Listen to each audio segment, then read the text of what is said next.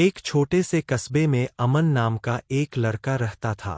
उम्र करीब 22 साल। पढ़ाई में ठीक ठाक, लेकिन जिंदगी में बहुत उलझा हुआ। हर सुबह उठते ही उसका पहला ख्याल होता, आज भी वही दिन, वही परेशानियां, कुछ नहीं बदलेगा।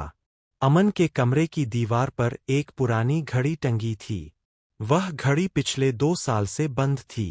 अमन के पापा कहा करते थे, बेटा, इसे ठीक करा लो। लेकिन अमन हर बार टाल देता। चलने ही तो नहीं वाली जिंदगी, घड़ी चलाकर क्या करूं? बीता हुआ सपना।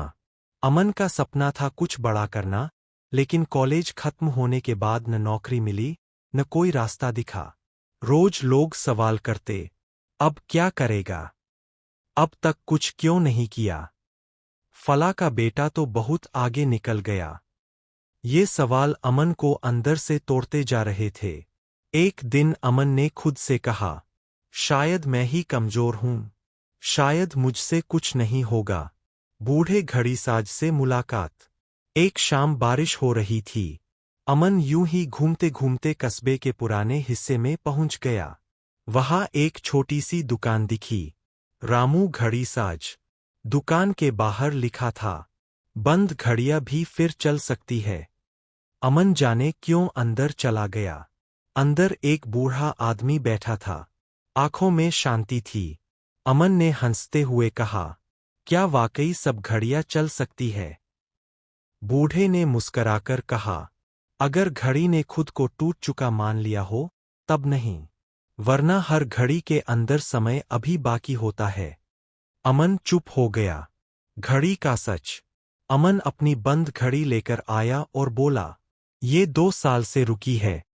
बूढ़े ने घड़ी खोली, थोड़ी देर देखा और कहा, घड़ी खराब नहीं है, बस धूल जम गई है।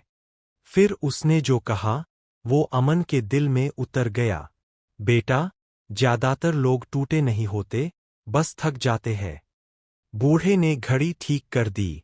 घड़ी चलने लगी, टिक टिक। मुश्किलें आईं। कभी इंटरनेट नहीं चला, कभी मन नहीं किया, कभी लोगों ने फिर ताने मारे। लेकिन अब अमन ने एक बात सीख ली थी, हर दिन रुकना हार नहीं होता, लेकिन हार मान लेना रुक जाना होता है। समय बदलने लगा। 6 महीने बाद अमन बिल्कुल वही नहीं था। न पूरी तरह सफल, लेकिन खुद पर भरोसा लौट आया था।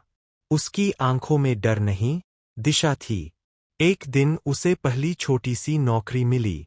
बहुत बड़ी नहीं थी, लेकिन अपनी मेहनत की थी। आखिरी मुलाकात। अमन फिर से उस घड़ीसाज की दुकान पर गया, लेकिन दुकान बंद थी। पास के दुकानदार ने कहा, वो बाबा, वो तो सालों पहले ही यहां से चले गए। ये दुकान तो बस कभी कभी खुलती थी। अमन हैरान रह गया। उसने अपनी घड़ी देखी, वो चल रही थी, बिल्कुल सही। कहानी का संदेश। अमन मुस्कराया और बोला, शायद घड़ी नहीं, मुझे ही चलना था। सीख, मोरल। जिंदगी तब तक रुकी नहीं होती, जब तक आप खुद को रुका हुआ मानते हो। छोटे कदम भी बड़े बदलाव की शुरुआत होते हैं। हर इंसान की घड़ी अलग समय पर चलती है।